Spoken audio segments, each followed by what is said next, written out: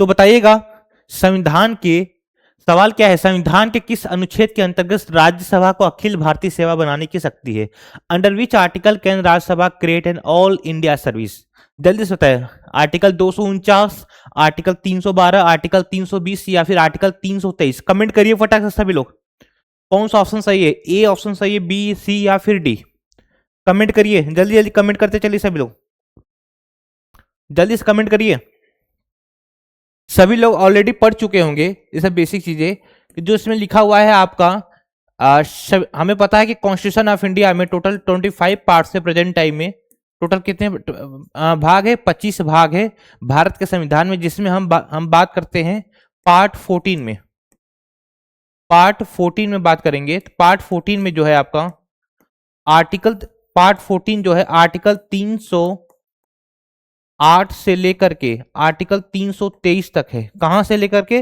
308 से लेकर के 323 तक। ये क्या दिया गया है? ये देता है कि स्टेट और यूनियन को, यानी कि राज्य और संघ को, स्टेट और यूनियन को पावर दिया है कि ये क्या करे? पब्लिक सर्विस कमीशन का स्थापना कर सके। ठीक है, पब्लिक सर्विस कमीशन की गठन करने का पावर दिया गया है आर्टिकल 308 से लेकर के 323 तक। ठीक है, किसमें? भाग 14 में दिया हुआ है। ठीक है, वही अब सवाल है कि संविधान के किस अनुच्छेद के अंतर्गत राज्यसभा को अखिल भारतीय सेवा बनाने की शक्ति है? तो इसका करेक्ट ऑप्शन क्या होगा? इसका करेक्ट ऑप्शन जो होगा आपका आर्टिकल 312। क्या है? आर्टिकल 312 जो है इसका करेक्ट ऑप्शन है। करेक्ट ऑप्शन क्या है? आर्टिकल 312, यानी 312 के अंतर्गत जो है राज्यसभा क्या करता है? अखिल भारतीय सेवा। ठीक है, अखिल भारतीय सेवा बनाने की शक्ति मिली है किसको? राज्यसभा को। ठीक है, वही राज्यसभा जो किस आर्टिकल में आता है? राज्यसभा जो है आर्टिकल 80 में आता है। इसी को ही अपर हाउस कहते हैं, या फिर ब्रिटेन में इसको क्या कहते हैं? आपका लॉर्ड्स हाउस। ठीक है, क्लियर है? क्लियर है ना यहां तक? चलिए अगले सवाल पे चलते हैं फटाक से। संविधान का कठोर एवं लचीला स्वरूप किस कारण से कहा जाता है? Why is the Indian constitution called both rigid and flexible? कौन सा ऑप्शन सही है? लिखित संविधान होने के कारण, बिकॉज इट इज रिटेन। दूसरा है संघीय व्यवस्था के कारण, बिकॉज ऑफ फेडरल सिस्टम। अलग अलग संशोधन प्रक्रियाओं के कारण, due to different amendment procedures. या फिर न्यायिक समीक्षा के कारण, बिकॉज ऑफ जुडिशियल रिव्यू। कौन सा ऑप्शन सही है इनमें से? बताएं, इनमें से करेक्ट ऑप्शन बताइए। 20 सेकंड का टाइम है आपके पास, कमेंट करके बताइए। 20 सेकंड का टाइम है आपके पास, जल्दी बताएं इनमें से करेक्ट ऑप्शन क्या है? करेक्ट ऑप्शन क्या है? आपको पता है कि जो हमारा संविधान है, इंडियन कॉन्स्टिट्यूशन है, वो क्या है? रिजिड एंड फ्लेक्सिबल दोनों है। रिजिड है किसके जैसा? यूएसए के जैसा। कठोर है किसके जैसा? यूएसए, यानी हम ये कह सकते हैं कि यूएसए के जैसा जितना कठोर भी नहीं है, क्योंकि यूएसए में कॉन्स्टिट्यूशन को अमेंड करना, यानी कि अमेरिका के संविधान को संशोधन करना बहुत ही कठिन है। ठीक है, किया जा सकता है लेकिन उतना आसानी से नहीं हो सकता। वही ब्रिटेन का जो संविधान है वो फ्लेक्सिबल है, बहुत ही आसानी से संशोधन हो जाता है। तो दोनों के जैसा नहीं है। ठीक है, इंडिया कॉन्स्टिट्यूशन ना उतना रिजिड है ना ही उतना फ्लेक्सिबल है। मतलब ये क्या है? ये कॉम्बिनेशन है, रिजिडिटी और फ्लेक्सिबिलिटी का, दोनों का क्या है? कॉम्बिनेशन है। ठीक है, दोनों का क्या है? कॉम्बिनेशन है, यानी इनमें संशोधन हो सकता है। संविधान में अमेंडमेंट्स हो सकते हैं, संविधान में संशोधन हो सकते हैं, संविधान में संशोधन हो सकते हैं। इसीलिए आजादी से लेकर लागू होने से लेकर अब तक 106 बार संविधान का संशोधन किया जा चुका है। यानी संविधान को लागू होने से लेकर के अब तक टोटल 106 बार संविधान को संशोधन किया जा चुका है। यानी कि हम ये कह सकते हैं अलग अलग संशोधन प्रक्रिया के कारण, due to different amendments procedure. इसका करेक्ट ऑप्शन सी होगा। करेक्ट ऑप्शन क्या होगा? सी होगा। ठीक है, चलो अगले सवाल पे चलते हैं फटाक से। किस परिस्थिति में राज्यपाल मुख्यमंत्री की सलाह के बिना कार्य कर सकता है? In which situation can the governor act without the advice of the CM? मंत्रियों की नियुक्ति में, इन अपॉइंटमेंट ऑफ मिनिस्टर्स, पहला ऑप्शन। दूसरा ऑप्शन देखो, विधानसभा सत्र बुलाने में, इन समनिंग असेंबली। तीसरा ऑप्शन है राष्ट्रपति शासन की सिफारिश में, in recommendation, in recommending president's rule. And last option है बजट पारित करने में, इन पासिंग बजट। कौन सा ऑप्शन करेक्ट है? करेक्ट चूज करिए फटाक से। 20 सेकंड का टाइम है आपके पास, आपके पास 20 सेकंड का टाइम है। ऑडियो वगैरह क्लियर है ना? जल्दी बताएं कौन सा ऑप्शन करेक्ट है इनमें से। इनमें से करेक्ट ऑप्शन क्या है? किस सिचुएशन में गवर्नर क्या करेगा? आपका without the advice of the CM, बिना आपके गवर्नर यानी कि राज्यपाल को मुख्यमंत्री की सलाह के बिना कार्य कर सकता है। कब? जब मंत्रियों की नियुक्ति, क्योंकि मंत्रियों की नियुक्ति कब करेगा? जब मुख्यमंत्री सलाह देगा तभी करेगा। तो ये ऑप्शन तो हो नहीं सकता है, ठीक है। विधानसभा सत्र बुलाने में ये भी मुख्यमंत्री की सलाह पर ही होता है, और संघ लेवल पर देखोगे तो प्राइम मिनिस्टर एडवाइस करता है, ठीक है। वही देखो कि बजट पारित करने में इनका कोई एडवाइस तो होता नहीं है, ठीक है। वही सी ऑप्शन करेक्ट है, राष्ट्रपति शासन की सिफारिश में। अगर किसी राज्य में कॉन्स्टिट्यूशनल मशीनरी फेल हो रही है, तो उस स्थिति में गवर्नर क्या करेगा? राज्यपाल क्या करेगा? राज्यपाल रिकमेंडेशन भेजेगा, यानी कि सिफारिश करेगा, ठीक है। रिकमेंडेशन भेजेगा किसको?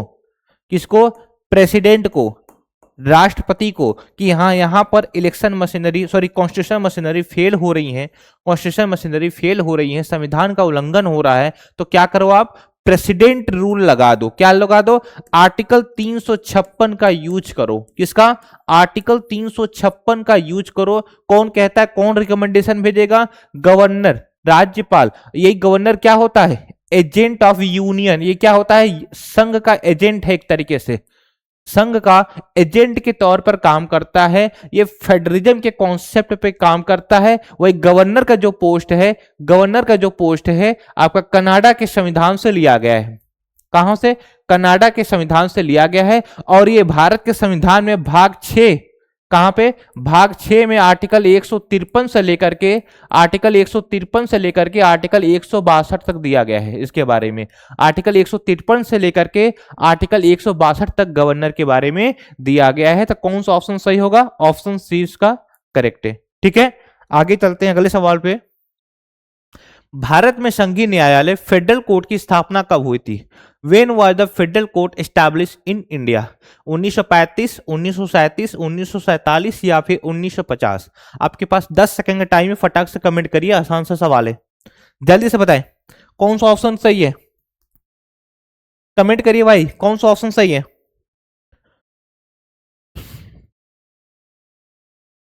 जल्दी बताइए, देखिएगा कौन सा ऑप्शन सही है। कमेंट नहीं है किसी का। देखिए, government of India act 1935, government of India act 1935, government of India यानी भारत शासन अधिनियम 1935 में क्या होता है? फेडरल कोर्ट के लिए फेडरल कोर्ट का एक प्रोविजंस आता है, संघीय न्यायालय का प्रोविजंस आता है। वही 1 अक्टूबर 1937 में 1 अक्टूबर 1937 में फेडरल कोर्ट का यानी कि संघीय न्यायालय का स्थापना किया जाता है। कब? 1 अक्टूबर 1937 में 1 अक्टूबर 1937 में संघीय न्यायालय का स्थापना यानी फेडरल कोर्ट का स्थापना किया जाता है। जो इसके पहले जो जज होते हैं, न्यायाधीश होते हैं, सर ग्वेइश ऐसे करके इनका कुछ नाम है यार, नाम तो ध्यान नहीं आ रहा है, लेकिन कब? ये 1937 में इनकी स्थापना हुई थी। सर मॉरिस ग्वेयर ऐसे ही है, सर मॉरिस, हाँ मॉरिस ग्वेयर, ठीक है। ये थे पहले न्यायाधीश थे सर मॉरिस ग्वेयर, जो थे पहले न्यायाधीश थे आपके संघीय न्यायालय का, फेडरल कोर्ट के जो थे पहले न्यायाधीश थे। कौन? सर मॉरिस ग्वेयर जो थे पहले न्यायाधीश थे, ठीक है। क्लियर है यहां तक? जल्दी बताएं, है ना? ओके, अगले सवाल पे चलते हैं फटाक से।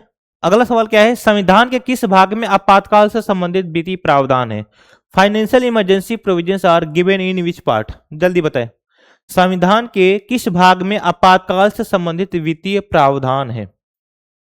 Financial emergency provisions are given in which part? जल्दी बताइए, पार्ट 10 में है, पार्ट 11 में है, पार्ट 18 में है, या फिर पार्ट 12 में है? जल्दी से बताइए किस में दिया गया है, किस में दिया गया है आपका संविधान के किस भाग से आपातकाल संबंधित है? जल्दी बताइए। वित्तीय आपातकाल यानी कि फाइनेंशियल इमरजेंसी की बात कर रहा है, किसका? फाइनेंशियल इमरजेंसी की बात कर रहा है। जल्दी बताएं किस भाग में है फाइनेंशियल इमरजेंसी? आपको पता होना चाहिए कि भाग 18 जो है, पार्ट 18 जो है, पार्ट 18 जो है, पार्ट 18 में दिया गया है आपका इमरजेंसी प्रोविजंस, आपातकालीन प्रावधान। आपातकालीन प्रावधान जो दिया हुआ है, इमरजेंसी प्रोविजंस जो दिया हुआ है, किस में दिया हुआ है?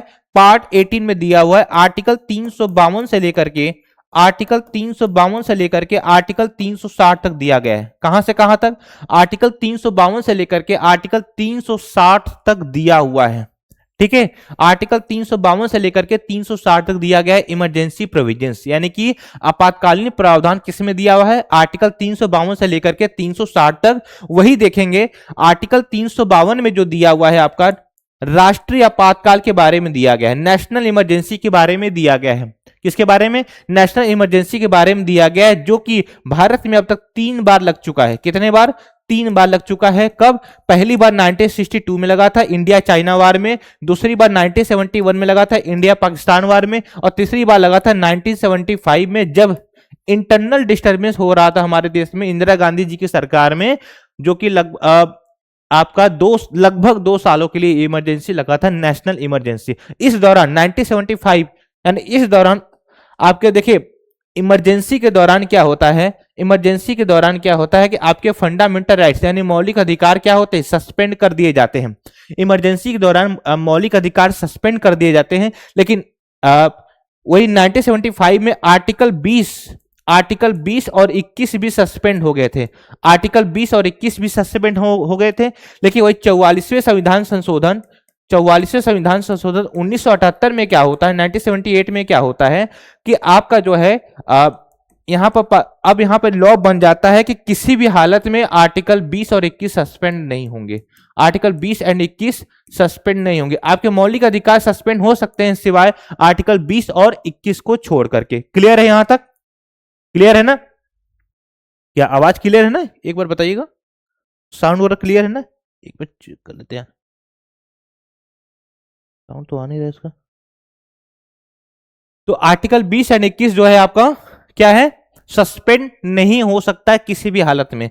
तो आर्टिकल 352 जो हो गया आपका नेशनल इमरजेंसी को लेकर के, वही आर्टिकल 356 क्या है? प्रेसिडेंट रूल की बात करता है, जिसका रिकमेंडेशन कौन करता है, जिसकी मांग कौन करता है? स्टेट का गवर्नर यानी कि राज्य का मुखिया करता है। वही आर्टिकल 360 देखोगे, आर्टिकल 360 में दिया है आपका फाइनेंशियल इमरजेंसी यानी कि वित्तीय आपातकाल दिया हुआ है आर्टिकल 360 में, जो कि अब तक भारत में कभी इसका यूज करने की जरूरत ही नहीं पड़ा है, फाइनेंशियल इमरजेंसी लगाने की जरूरत नहीं पड़ा। वही इमरजेंसी प्रोविजंस जो लिया गया है जर्मनी के वीमर कॉन्स्टिट्यूशन से लिया गया है। कहां से? जर्मनी के वीमर कॉन्स्टिट्यूशन से लिया गया है। जर्मनी के वीमर संविधान से आपका इमरजेंसी प्रोविजंस लिए गए हैं। कहां से? जर्मनी के वीमर संविधान से इमरजेंसी प्रोविजंस लिए गए। तो इसका सही भाग कौन सा होगा? ऑप्शन सी भाग 18 में दिया गया है, आर्टिकल 352 से लेकर के आर्टिकल 360 तक। ठीक है, आगे बढ़ते हैं, अगले सवाल पे चलते हैं। कार्यपालिका उत्तरदायित्व यानी एग्जीक्यूटिव रिस्पॉन्सिबिलिटी का सिद्धांत किस पर आधारित है? The principle of executive responsibility is based on which system?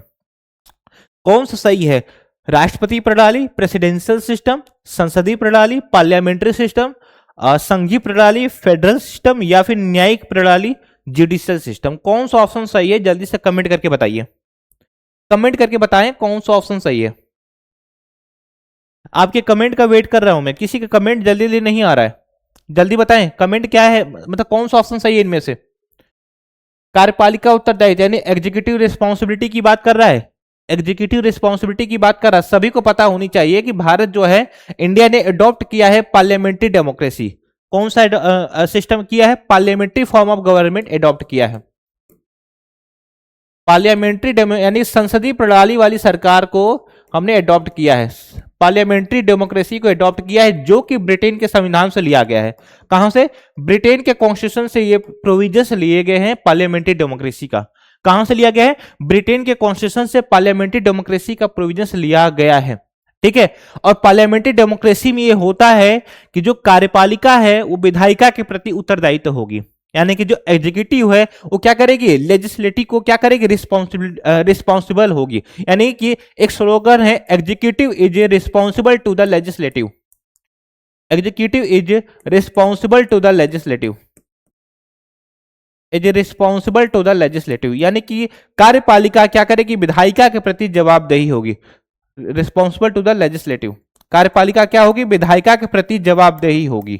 ठीक है, कार्यपालिका क्या होगी? विधायिका के प्रति जवाबदेही होगी। तो ये किसका है? ये संसदीय प्रणाली का है। ये कॉन्सेप्ट किसका है? ये संसदीय प्रणाली, यानी कि पार्लियामेंट्री फॉर्म ऑफ गवर्नमेंट का है। ये पार्लियामेंट्री सिस्टम का ये कॉन्सेप्ट है कि कार्यपालिका विधायिका के प्रति जवाबदेही होगी। वही राष्ट्रपति प्रणाली जो प्रेसिडेंशियल सिस्टम जैसा कि यूएसए का है, यूएसए, यहां पर कार्यपालिका विधायिका के प्रति जवाबदेही नहीं होती है। ठीक है, यहां पर कार्यपालिका विधायिका के प्रति जवाबदेही नहीं होती है। और इस संघीय प्रणाली की बात करें, न्यायिक प्रणाली की बात करें, तो ये कॉन्सेप्ट इस समय वर्ल्ड में पॉसिबल नहीं है। खास तौर पर जो बड़े बड़े डेमोक्रेटिक कंट्री हैं उनकी बात कर रहा हूं मैं। ठीक है, क्लियर है यहां तक?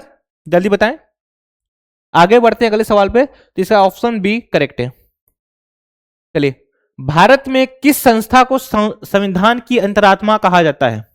संसद, चुनाव आयोग, सर्वोच्च न्यायालय नियंत्रक एवं महालेखा परीक्षक, parliament, election commission, supreme court या फिर सीएजी? जल्दी बताएं कौन सा ऑप्शन सही है। भारत में किस संस्था को संविधान की अंतरात्मा कहा जाता है? विच institution is called the constitution of the constitution? Comment करके बताइए भाई, कमेंट करके बताइए कौन सा ऑप्शन सही है। कमेंट करिए जल्दी से, कौन सा ऑप्शन करेक्ट है।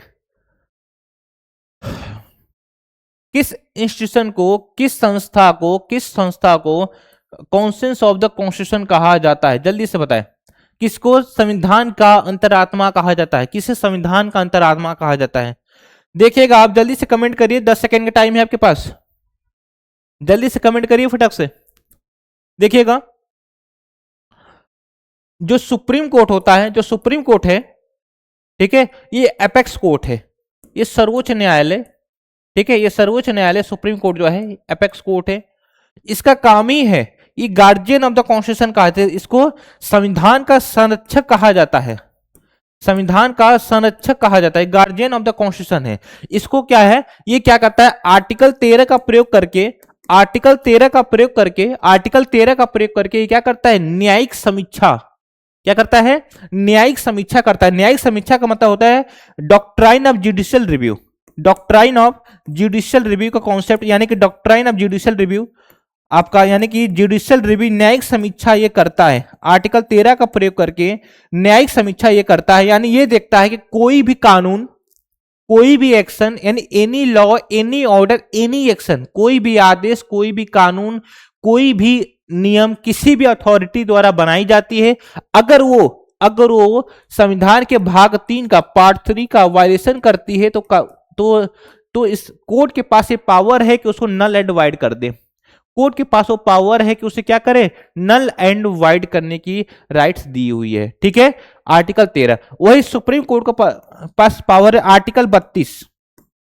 आर्टिकल 32 में क्या होता है? आर्टिकल 32 में रिट जारी करता है, 5 प्रकार के रिट जारी करता है। ये सुप्रीम कोर्ट क्या करता है? 5 प्रकार के रिट जारी करता है। जब किसी भी सिटीजन्स का, जब किसी भी पर्सन्स का फंडामेंटल राइट्स का वायलेशन होता है, यानी कि मौलिक अधिकारों का उल्लंघन होता है, तो इस स्थिति में क्या करता है? रिट जारी करके आपका, यानी स्टेट को कंट्रोल करता है कि तुम किसी भी नागरिक का मौलिक अधिकारों का हनन नहीं करोगे। स्टेट को क्या करता है? ये कहता है कि तुम किसी भी हालत में नागरिकों के मौलिक अधिकारों का उल्लंघन नहीं होना चाहिए। और दूसरी बात, जब केशवानंद भारती केस में इसी ने क्या किया था? डॉक्ट्राइन ऑफ बेसिक स्ट्रक्चर का भी कॉन्सेप्ट दिया था, यानी कि बुनियादी संरचना का भी कॉन्सेप्ट दिया था। इसने ये कहा था कि संसद संसद जो है मौलिक अधिकारों में संशोधन कर सकती है, फंडामेंटल राइट्स में अमेंडमेंट्स कर सकती है, लेकिन वह आपके बेसिक स्ट्रक्चर का वायलेशन नहीं कर सकती है। जो करना है करे पार्लियामेंट, लेकिन बेसिक स्ट्रक्चर का वायलेशन ना करे। यहीं पर पार्लियामेंट क्या हो जाती है, लिमिट हो जाती है। ठीक है, तो कौन है इसका करेक्ट ऑप्शन? सी, सर्वोच्च न्यायालय क्या है, कॉन्स्टिट्यूशन ऑफ द कॉन्स्टिट्यूशन है। यही हमारे संविधान को बचाई रखी है, नहीं तो अब तक विधायिका कार्यपालिका यानी कि राज्य हमारा और आपका अधिकार खा गए होते। ठीक है, इतने वर्षों बाद भी अगर संविधान जिंदा है, संविधान है, तो कहीं ना कहीं कोर्ट का वो एक रिस्पॉन्सिबिलिटी है, न्यायालय की रिस्पॉन्सिबिलिटी है कि जिसने बनाए रखा है और अपने दायित्वों को, अपने रिस्पॉन्सिबिलिटी को बहुत ही अच्छी तरीके से निभा रहे हैं। चलिए अगला सवाल है, भारत में अल्पसंख्यक शब्द को परिभाषित करने का अधिकार किसे? Who has the power to define minority in India?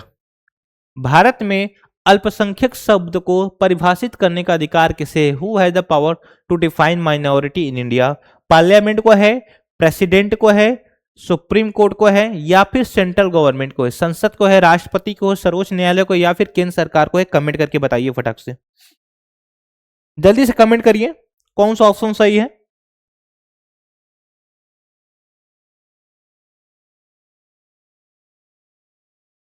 जल्दी से बताइए। भारत में अल्पसंख्यक शब्द को परिभाषित करने का अधिकार किसे है? कौन अल्पसंख्यक होगा? ये किसको अधिकार दिया गया है? ये किसको अधिकार दिया गया है? कौन कौन डिफाइन करेगा? कौन बताएगा कि अल्पसंख्यक कौन है? क्या संसद बताएगी कि अल्पसंख्यक कौन है? कि राष्ट्रपति बताएगा कि अल्पसंख्यक कौन है? कि सर्वोच्च न्यायालय बताएगा कि अल्पसंख्यक कौन है? कि केंद्र सरकार बताएगा कि अल्पसंख्यक कौन है? जल्दी से बताइए। देखिएगा, central government,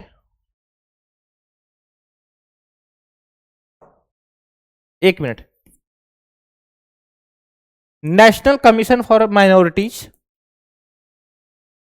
national commission for minorities,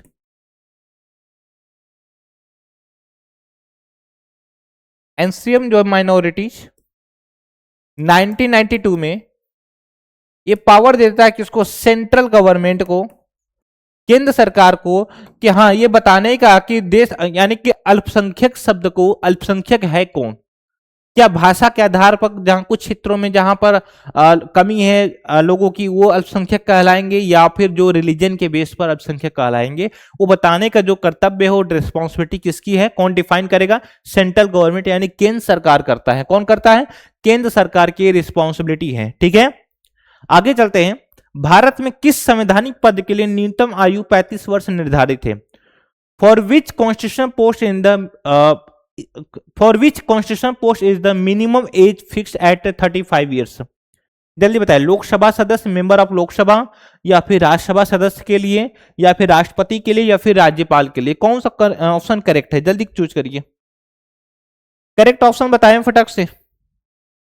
Bharat में किस संवैधानिक पद के लिए न्यूनतम आयु 35 वर्ष निर्धारित है? मिनिमम एज 35 ईयर्स है। कौन सा पोस्ट है? जल्दी बताएं, कौन सा पोस्ट है जिसके लिए मिनिमम एज 35 है? एक चीज जान लीजिएगा, 35 LOC, ये आर्टिकल 58, आर्टिकल 58, ये आर्टिकल 58 में यानी क्या है? आर्टिकल 58 में कहा गया है कि राष्ट्रपति का जो क्वालिफिकेशन दिया गया है, राष्ट्रपति की योग्यताएं दी गई हैं कि राष्ट्रपति कौन बन सकता है। उम्र कितना होना चाहिए? 35 साल होना चाहिए। अगर किसी की उम्र मिनिमम 35 साल है तो राष्ट्रपति बनने के लिए पहला यानी कि जो पहली क्वालिफिकेशन है वो है। दूसरा, लोकसभा का सदस्य बनने की क्वालिफिकेशन होनी चाहिए उसके पास, लोकसभा सदस्य बनने की क्वालिफिकेशन होना चाहिए। तीसरा, ऑफिस ऑफ प्रॉफिट नहीं होना चाहिए, ऑफिस ऑफ प्रॉफिट यानी कि लाभ के पद पर नहीं होना चाहिए, और सिटीजन ऑफ इंडिया होना चाहिए। अगर ये सारी चीजें हैं, ये सारी चीजें हैं आर्टिकल 58 के अकॉर्डिंग, तो क्या होगा? तो क्या होगा? एलिजिबल हो जाएगा राष्ट्रपति यानी कि इलेक्शन में पार्टिसिपेट करने के लिए, प्रेसिडेंट के इलेक्शन में पार्टिसिपेट करने के लिए एलिजिबल हो जाएगा। उसके आगे की प्रोसेस और आगे देखा जाएगा, लेकिन अभी जो क्वालिफिकेशन दिया गया आर्टिकल 58 में, ये है आपका 35 एलओसी, यानी मिनिमम एज किसके लिए है? राष्ट्रपति पद के लिए है। 35 ईयर्स मिनिमम किसके लिए है? राष्ट्रपति पद के लिए है। वही राज्यसभा यानी लोकसभा सदस्य बनने के लिए 25 ईयर है, और राज्यसभा सदस्य बनने के लिए आपका 30 ईयर है, 30 साल है। ठीक है, क्लियर है यहां तक? जल्दी बताइए। चलिए आगे चलते अगले सवाल में फटाक से। संविधान के किस अनुच्छेद के अंतर्गत राज्य के उच्च न्यायालय को अधीनस्थ न्यायालयों पर नियंत्रण प्राप्त है? Under which article does the high court have control over सब ऑर्डिनेट कोर्ट्स? जल्दी बताएं। Article 226, article 227, article 233, article 235। कौन सा ऑप्शन सही है? कमेंट करके जवाब दीजिए, कमेंट करिए भाई फटक से, कौन सा ऑप्शन सही है? जल्दी से कमेंट करें।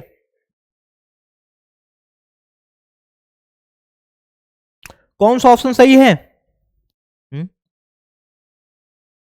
कोई दिक्कत नहीं उसमें, अरे हो जाएगा, उसमें जाना तो पता कर लेना उस पर। चलो, कमेंट नहीं आ रहा किसी का? कमेंट दिख रुका तो नहीं यार। रिकॉर्डिंग लगाई ना इसका, रिकॉर्डिंग लगा देना, उस वाले पे डालना सर। कमेंट नहीं आ रहा है भाई आप लोगों का? रुका नहीं तो रहा है इसमें, क्या समस्या हो जाता है इसमें? बीच बीच में कुछ प्रॉब्लम चल रही है ओबीएस में ना, कल से ही प्रॉब्लम चल रहा है। ये बफरिंग तो नहीं हो रहा है, लेकिन है कुछ प्रॉब्लम है इसमें। बफरिंग नहीं है, सही है। चलो ठीक है, कोई नहीं। तो क्या है? संविधान के किस अनुच्छेद के अंतर्गत राज्य के उच्च न्यायालय को अधीनस्थ न्यायालयों पर नियंत्रण प्राप्त है? Under which article does the high court have control over सब ऑर्डिनेट कोर्ट्स? देखिएगा, इस सवाल कह रहा है कि हाई कोर्ट जो होता है, हाई कोर्ट ये क्या करता है? जो सब ऑर्डिनेट कोर्ट है, जो सब ऑर्डिनेट कोर्ट है, जैसे डिस्ट्रिक्ट कोर्ट हो गया, लोअर कोर्ट हो गया, आपका मजिस्ट्रेट कोर्ट हो गया, इन सब पे क्या करता है? ये कंट्रोल रखता है। कौन? यानी कि सब ऑर्डिनेट कोर्ट को कंट्रोल करने का राइट्स दिया है किसके पास है? हाई कोर्ट को है। उस राज्य के हाई कोर्ट, यानी कि किसी राज्य में सब ऑर्डिनेट कोर्ट है, उस राज्य के हाई कोर्ट के पास पावर है कि इसको क्या करे? ये आपको क्या करे? कंट्रोल करे। तो किस आर्टिकल के तहत है? आर्टिकल 235। किसके तहत? आर्टिकल 235 के तहत है। ये किसके तहत? 235 के तहत, कि जजेस की आप अपॉइंटमेंट करना, जजेस का उसकी रिस्पॉन्सिबिलिटी बताना, जजेस का सारे यानी कि वर्किंग कमेटी पर काम करना, ये सारे काम किसके पास राइट्स है? कौन? हाई कोर्ट कंट्रोल करता है। कौन कंट्रोल करता है? उच्च न्यायालय। उच्च न्यायालय जो है कंट्रोल करता है। ठीक है, आगे चलते हैं। भारत में किस निकाय की सिफारिश पर नए राज्य का गठन किया जा सकता है? On whose recommendation can a new state be created in India? जल्दी से बताएं। भारत में किस निकाय की सिफारिश पर नए राज्य का गठन किया जा सकता है? On whose recommendation can a new state be created in India? Parliament, state legislature, president या फाइनेंस कमीशन? यानी संसद, राज्य विधानसभा, या राष्ट्रपति, या फिर वित्त आयोग? जल्दी से बताएं कौन सा ऑप्शन सही है इनमें से। करेक्ट ऑप्शन चूज करिए, करेक्ट ऑप्शन चूज करिए, कौन सा ऑप्शन सही है? भारत में किस निकाय की सिफारिश से नए राज्य का गठन किया जा सकता है? जल्दी बताएं, किस निकाय की सिफारिश पर नए राज्य का गठन किया जा सकता है? देखिएगा, पार्लियामेंट यानी कि संसद को पावर है नए राज्यों का गठन करना। ठीक है, देखो, एक होता है नए राज्य शामिल करना, भारत संघ में यानी कि यूनियन में नए राज्य शामिल करना। कोई विदेशी राज्य को भारत में शामिल कर लो, नए राज्य हो गया वो। यानी आर्टिकल 2 के तहत पार्लियामेंट के पास पावर है कि बाय सिंपल मेजोरिटी यानी साधारण बहुमत से किसी भी फॉरेनर टेरिटरी को इंडियन यानी यूनियन में आप क्या करो? शामिल कर लो, आर्टिकल 2 के तहत। जो ऑलरेडी भारत के राज्य हैं, जो पहले से भारत के राज्य है, उन्हीं में से नए राज्यों को बना देना। जैसे आपका सन 2000 में, नवंबर 2000 में क्या हुआ? उत्तर प्रदेश से उत्तराखंड बनता है। ठीक है। बिहार से झारखंड बनता है, मध्य प्रदेश से छत्तीसगढ़ बनता है, फिर उसके बाद जो है कि आंध्र प्रदेश से तेलंगाना बनता है। ऐसे ही क्या कई सारे स्टेट्स जब से कॉन्स्टिट्यूशन लागू हुआ ऐसे बनते ही आ रहे हैं। तो कौन बनाया है? आपका पार्लियामेंट को पावर दिया गया है। किसको पावर दिया गया है? पार्लियामेंट को पावर दिया गया है कि वो काम ही करे। ठीक है, किस आर्टिकल के तहत? आर्टिकल 3 के तहत, अनुच्छेद 3 का प्रयोग करके पार्लियामेंट एक काम कर सकता है। और बाई सिंपल मेजोरिटी, किस मेजोरिटी से? साधारण बहुमत से दोनों हाउसों से ये पास कराएगा, साधारण बहुमत से। ठीक है, साधारण बहुमत से काम कर सकता है बाई सिंपल मेजोरिटी। ठीक है, लेकिन सवाल ये कहा है कि भारत में किस निकाय की सिफारिश पर, किसके रिकमेंडेशन पर ये करेगा पार्लियामेंट काम? किसके रिकमेंडेशन पर? तो राष्ट्रपति के रिकमेंडेशन पर पार्लियामेंट ये काम करेगा। किसके रिकमेंडेशन में, किसके सिफारिश पर? राष्ट्रपति सिफारिश करेगा तो पार्लियामेंट ये काम करेगा। वो क्या करेगा? किसी भी राज्य को यानी नए राज्य का गठन कर देगा। नए राज्य का गठन करता है कौन? आपका संसद करता है, लेकिन सिफारिश किसकी होती है? राष्ट्रपति का सिफारिश होता है। किसका सिफारिश होता है? राष्ट्रपति का सिफारिश होता है। क्लियर है यहां तक? जल्दी बताओ।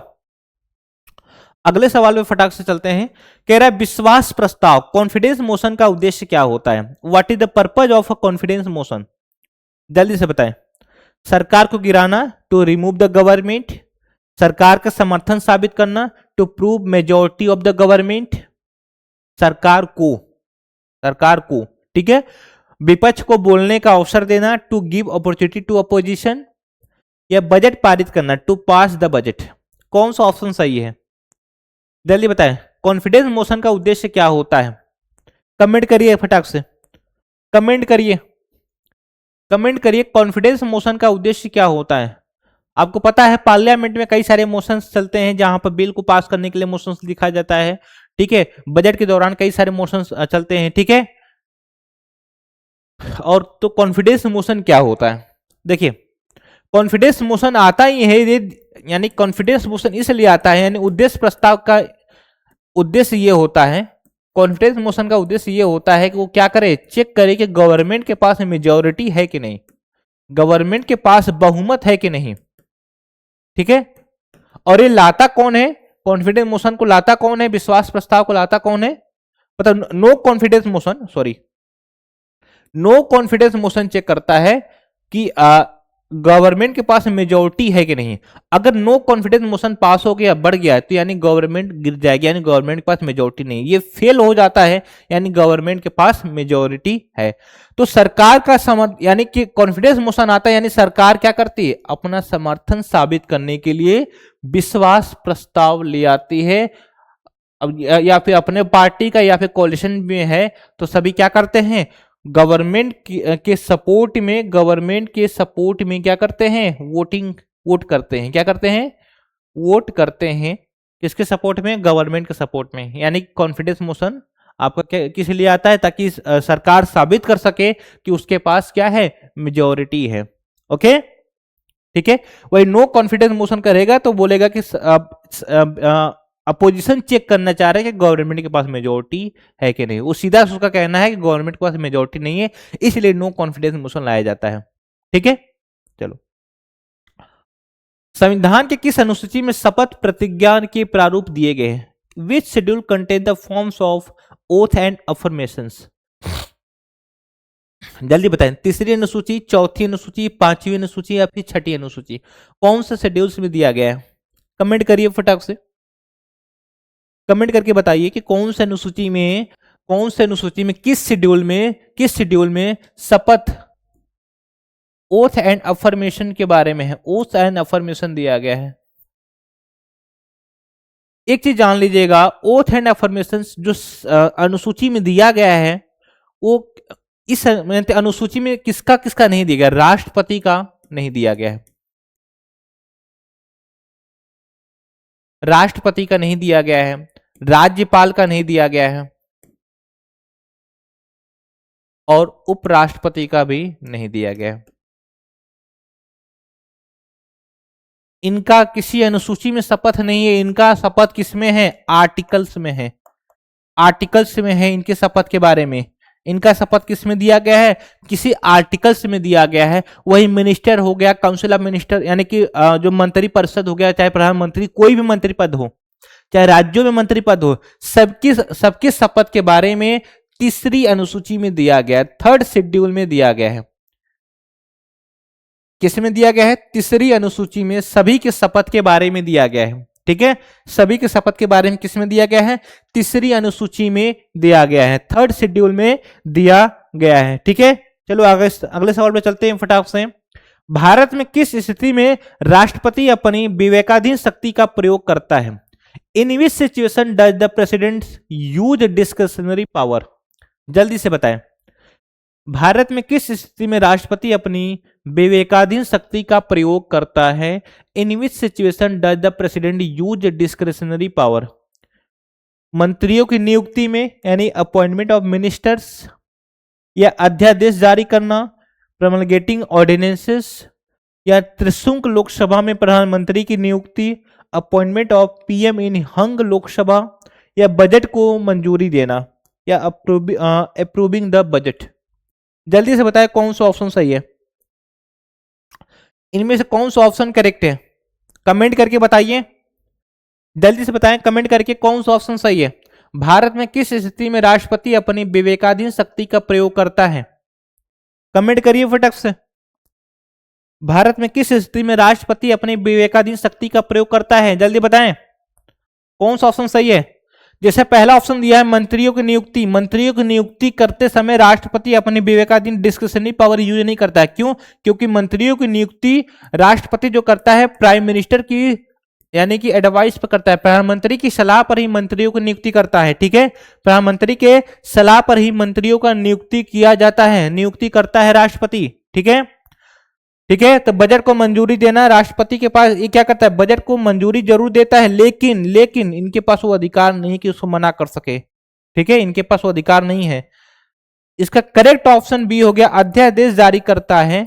अध्यादेश यानी कि ऑर्डिनेंस पावर, ऑर्डिनेंस पावर राष्ट्रपति का क्या है? एक डिस्क्रिशनरी पावर है, यानी आर्टिकल 123 जो है, आर्टिकल 123 जो है, आर्टिकल 123 जो है राष्ट्रपति का क्या है? ये प्रमलगेटिंग और यानी कि क्या है? ये डिस्क्रिशनरी पावर है। राष्ट्रपति का क्या है? डिस्क्रिशनरी पावर है, आर्टिकल 123। यानी ऑर्डिनेंस कब जारी करता है राष्ट्रपति? जब उस समय देश को जरूरी हो जाए किसी लॉ का, उस समय पार्लियामेंट सेशन में ना हो, तब उस स्थिति में राष्ट्रपति क्या करता है? अपने लेजिस्लेटिव पावर यानी कि आपका विधायी शक्तियों का प्रयोग करके वो क्या करता है? ऑर्डिनेंस जारी करता है।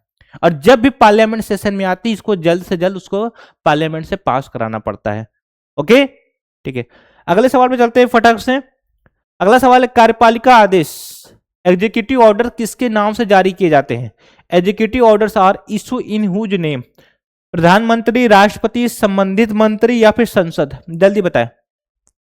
ये कह रहा है कि जो कार्यपालिका काम करती है, जो कार्यपालिका अपना ऑर्डर जो भी जारी करती है, वो किसके नाम से करती है?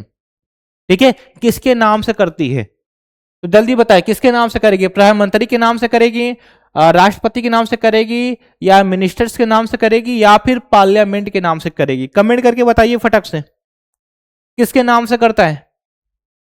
कार्यपालिका आदेश किसके नाम से होता है? एग्जीक्यूटिव ऑर्डर किसके नाम से होता है? एग्जीक्यूटिव ऑर्डर किसके नाम से होता है? जल्दी बताएं किसके नाम से जारी किए जाते हैं? देखो, आर्टिकल 53 जो है, आर्टिकल 53 में लिखा हुआ है, आर्टिकल 53 क्लॉज 1 में, आर्टिकल 53 क्लॉज 1 में लिखा हुआ है कि कार्यपालिका जो भी काम करेगी, यानी यूनियन एग्जीक्यूटिव यानी संघीय कार्यपालिका जो भी कार्य करेगी, राष्ट्रपति के नाम पर कार्य करेगी। क्यों? क्योंकि राष्ट्रपति ही तो क्या है? देश का मुखिया है। राष्ट्रपति क्या है? देश का मुखिया। जैसे घर का मुखिया होता है, सारे काम उसी के नाम पर होते हैं, उसी तरीके से राष्ट्रपति क्या है? देश का मुखिया। इसी के नाम पर, इसी के नाम पर, इसी के नाम पर क्या होगा? इसी के नाम पर संघीय कार्यपालिका सारे काम करती है। किसके नाम पर? राष्ट्रपति के नाम पर। किसमें लिखा हुआ है? आर्टिकल 53 में। आर्टिकल 53 के तहत, आर्टिकल 53 के तहत राष्ट्रपति अपनी सारी शक्तियों को, इसमें लिखा है आर्टिकल 53 में कि राष्ट्रपति अपने एग्जीक्यूटिव पावर को ट्रांसफर कर देता है अपने कार्यपालिका शक्ति को ट्रांसफर कर देता है, किसे? अपने सब ऑर्डिनेट को। किसको? सब ऑर्डिनेट को ट्रांसफर कर देता है। सब ऑर्डिनेट को क्या करता है? ट्रांसफर कर देता है। सब ऑर्डिनेट को क्या करता है? ट्रांसफर कर देता है। किसके तहत? आर्टिकल 53 के तहत। यानी जिम्मेदारी की, भले जिम्मेदारी राष्ट्रपति का है, लेकिन ये क्या करता है? आर्टिकल 53 के तहत एक रिस्पॉन्सिबिलिटी किसी और को देता है, जिसको हम मंत्री कहते हैं। मंत्री परिषद को दे देता है। किसको देता है? संघीय मंत्री परिषद को ये पावर दे देता है। ठीक है, चलो आगे। भारत में किस प्रकार का संघवाद पाया जाता है? Federalism. What type of federalism exist in India? Pure federalism यानी पूर्ण संघवाद, लूज फेडरलिज्म यानी ढीला संघवाद, कोऑपरेटिव फेडरलिज्म यानी सहकारी संघवाद, कॉम्पिटिटिव फेडरलिज्म यानी प्रतिस्पर्धी संघवाद। जल्दी बताएं कौन सा ऑप्शन सही है? कौन सा ऑप्शन इनमें से सही है? भारत में किस प्रकार का संघवाद पाया जाता है?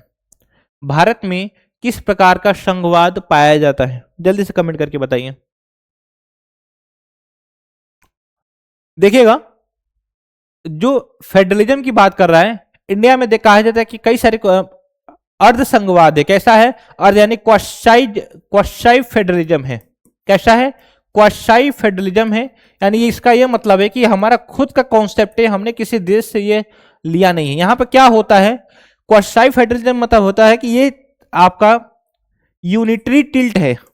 यूनिटरी टिल्ट है मतलब ये है कि कुछ चीजों में ये आपका केंद्र और राज्यों के बीच में शक्तियों का बंटवारा तो है।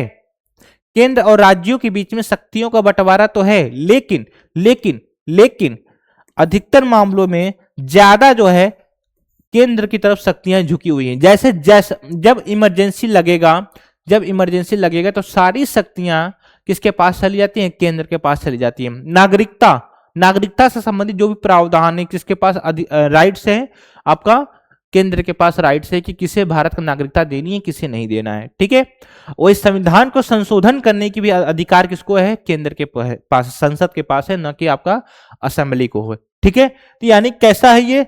कोऑपरेटिव फेडरलिज्म है। कोऑपरेट करती है जिस मान लो अगर नॉर्मल टाइम है तो फेडरलिज्म के कॉन्सेप्ट पे काम करेगी। वही इमरजेंसी टाइम आएगा तो स्ट्रॉन्ग सेंटर के साथ काम करती है। समझ में आया बात? नॉर्मल टाइम है, सामान्य समय है, तो कोऑपरेटिव फेडरलिज्म यानी कि राज्यों के साथ मिलकर के काम करेगा। लेकिन वही इमरजेंसी का टाइम आ जाएगा तो स्ट्रॉन्ग सेंटर हो जाएगा। ठीक है, तो हमारा फेडरलिज्म कैसा है? कोऑपरेटिव फेडरलिज्म है। ओके, आगे बढ़ते हैं। अगला सवाल है, संविधान के किस अनुच्छेद के अंतर्गत राष्ट्रपति को क्षमा शक्ति प्राप्त है? Under which article does the president have the power of pardon? जल्दी बताएं। ये जो प्रेसिडेंट होता है, ये जो प्रेसिडेंट का ये क्या है? जुडिशियल पावर है, न्यायिक शक्ति है। ये क्या है? न्यायिक शक्ति दिया गया है। क्योंकि आपको पता है प्रेसिडेंट के पास कई सारी पावर होती है। जुडिशियल पावर है, लेजिस्लेटिव पावर है, एग्जीक्यूटिव पावर है। ठीक है, और ये है जुडिशियल पावर। डिप्लोमेटिक पावर है, आपका डिफेंसिव पावर है। कई सारी पावर शक्तियां जो है कि आपका प्रेसिडेंट के पास है। वही क्या है? क्षमादान की शक्ति राष्ट्रपति को किस आर्टिकल के तहत मिला हुआ है? आर्टिकल 72, आर्टिकल 72 के तहत क्या है? राष्ट्रपति को क्षमादान की शक्ति मिली हुई है। किसके तहत? आर्टिकल 72 के तहत राष्ट्रपति को क्या है? क्षमादान की शक्ति मिली हुई है। क्लियर है यहां तक? जल्दी बताएं। तो आर्टिकल 72 जो है राष्ट्रपति को क्या देता है? क्षमादान की शक्ति देता है। कैसे क्षमा करता है? कुछ जैसे किसी के फांसी की सजा हो गई तो उसको उम्र कैद में बदल देगा, किसी का 20 साल की सजा है तो उसको 15 साल में कर देगा, किसी का माफ भी कर सकता है। तो ऐसे पार्डनिंग पावर आपका प्रेसिडेंट के पास है। ठीक है, चलते हैं आगे। भारत में नगर पालिका से संबंधित प्रावधान किस संविधान संशोधन से जुड़े हुए हैं? Municipalities are related to which constitutional amendments? 61वां संशोधन, 69वां संशोधन, 73वां संशोधन या फिर 74वां संशोधन? जल्दी से बताएं। म्युनिसिपैलिटीज किस संशोधन से जुड़ा हुआ है? कमेंट करके बताइए फटाक से, जल्दी बताएं। म्युनिसिपैलिटीज किस संशोधन से जुड़ा हुआ है? 73वां संशोधन में क्या हुआ था? आपको पता होना कि 73वां संशोधन में क्या हुआ था? आप देखोगे इसमें नगर पंचायतों का गठन किया गया था। नगर पंचायत, सॉरी क्या बोल रहा हूं मैं, पंचायतों का गठन किया गया था। क्या? पंचायत का गठन किया गया था यहाँ पर, नगर बोल रहा हूं। ठीक है, जो कि आर्टिकल आर्टिकल 243 243 ए से लेकर के आर्टिकल 243 ए से लेकर के आर्टिकल 243 ओ तक। कहां से कहां तक? आर्टिकल 243 ए से लेकर के आर्टिकल 243 ओ तक, यानी 73वां संविधान संशोधन कब आया था? 73rd कॉन्स्टिट्यूशन अमेंडमेंट एक्ट 1992 में। कब? 73rd कॉन्स्टिट्यूशन अमेंडमेंट एक्ट 1992 में। वही 74वां संविधान संशोधन, 74वां संविधान संशोधन के द्वारा क्या होता है? भारत में नगर पालिका से क्या होता है? नगर पालिका का प्रावधान दिया गया 74th कॉन्स्टिट्यूशन अमेंडमेंट एक्ट 1992। ठीक है, इसमें क्या होता है? यहां पर पार्ट 9A यानी एक नया भाग बनाया जाता है, संविधान में एक नया भाग बनाया जाता है, जो कि आर्टिकल 243 ओ के बाद पी आएगा, पी से लेकर के आर्टिकल 243 पी से लेकर के आर्टिकल 243 जेड जी तक, आर्टिकल 243 जेड जी तक आपका क्या था? नगर पालिका, यानी कि नगर पालिका, नगर पंचायत, नगर निगम, नगर निकाय, ये सारे प्रावधान जो है आर्टिकल भाग 9A में आपका ऐड किया गया। ठीक है, किसके द्वारा? 74वां संविधान संशोधन 1992 में। कौन करता है संविधान का संशोधन? कौन करता है? आर्टिकल 368 के तहत, आर्टिकल 368 के तहत पार्लियामेंट को पावर है कि वो क्या करे? संविधान का संशोधन कर सके, जो कि संविधान को संशोधन करने के 3 प्रकार हैं, 3 तरीके से संविधान का संशोधन होता है। वही आर्टिकल 368 संविधान के भाग 20 में दिया गया है। कहां पर? संविधान के भाग 20 में आपका आर्टिकल 368 दिया गया है, जो कि पावर देता है किसको? पार्लियामेंट को पावर देता है कि वो क्या करे? वो संविधान को संशोधन करे, और यानी संविधान को संशोधन करने की प्रक्रिया जो ली गई है साउथ अफ्रीका के संविधान से लिया गया है। कहां से? साउथ अफ्रीका के संविधान से संविधान को संशोधन करने की प्रक्रिया ली गई है। साउथ अफ्रीका के संविधान से संविधान को संशोधन करने की प्रक्रिया ली गई है। ठीक है, अगले सवाल पे चलते हैं फटाक से। संविधान के किस अनुच्छेद के अंतर्गत संसद राज्य सूची के विषयों पर कानून बना सकती है जब राज्यसभा प्रस्ताव पारित करे? जल्दी बताएं। Under which article can parliament legislate on state list subject when Rajya Sabha pass a resolution? Continue बताते रहे इसको, जल्दी बताएं कौन सा ऑप्शन सही है? कौन सा ऑप्शन सही है? संविधान के किस अनुच्छेद के अंतर्गत संसद राज्य सूची के विषयों पर कानून बना सकती है जब राज्यसभा प्रस्ताव पारित करें? Under which article can parliament legislate on state list की बात कर रहा है। आपको पता है 7वीं अनुसूची में क्या हुआ है? 7वीं अनुसूची में 3 लिस्ट बनाए गए, 3 सूची बनाए गए थे, जिसमें देखोगे संघ सूची जिसमें मूल संविधान में 97 विषय थे, अब वर्तमान में 100 विषय हो गए हैं। दूसरा वही राज्य सूची जिसमें मूल संविधान में 61 विषय थे, अब 66 विषय हो गए हैं। तीसरा वही समवर्ती सूची जिसमें 47 विषय थे, 52 विषय हो चुके हैं। ठीक है, तो इसमें पार्लियामेंट क्या कर रहा है? पार्लियामेंट चाह रहा है कि वो यूनियन लिस्ट पर लॉ नहीं बनाए, वो किस पे बनाने जा रहा है? स्टेट लिस्ट पर, संघ सूची पर। और संघ सूची पर कानून बनाने की शक्ति किसके पास है? राज्यों यानी विधानसभा के पास है, यानी कि विधानमंडल के पास है, न कि पार्लियामेंट। लेकिन अगर नेशनल इंटरेस्ट, राष्ट्रहित के लिए, देश के लिए अगर जरूरी हो गया कि वो क्या करें? उस पर संसद लॉ बनाए। कौन? पार्लियामेंट कानून बनाए। तो इस स्थिति में राज्यसभा क्या करेगा? आर्टिकल 249 का प्रयोग करके, आर्टिकल 249 का प्रयोग करके बाई स्पेशल मेजोरिटी, यानी कि प्रेजेंट एंड वोटिंग का 2/3 बहुमत से पास करेगा। प्रेजेंट एंड वोटिंग का 2/3 मेजोरिटी से पास करके ये अब क्या होगा आगे? अब उसी सब्जेक्ट पर क्या करेगा? पार्लियामेंट लॉ बना पाएगा। आर्टिकल 249 का प्रयोग करके राज्यसभा ही क्या करेगा? पास कर देगा कि हाँ, इस विषय पर पार्लियामेंट लॉ बनाए। ठीक है, इस विषय पर पार्लियामेंट लॉ बनाए। क्यों? क्योंकि वो नेशनल इंटरेस्ट के लिए जरूरी है। नेशनल इंटरेस्ट के लिए जरूरी हो गया है। यानी स्टेट लिस्ट पर पार्लियामेंट लॉ बनाती है कब? जब राज्यसभा उसको परमिशन देता है आर्टिकल 249 के तहत। और कैसे परमिशन देगा? बाई प्रेजेंट एंड वोटिंग 2/3 से उसको पास कराना होगा। उस रिजोल्यूशन को 2/3 से क्या कराना होगा? पास कराना होगा। ठीक है, ओके। ये था आज का लास्ट क्वेश्चन।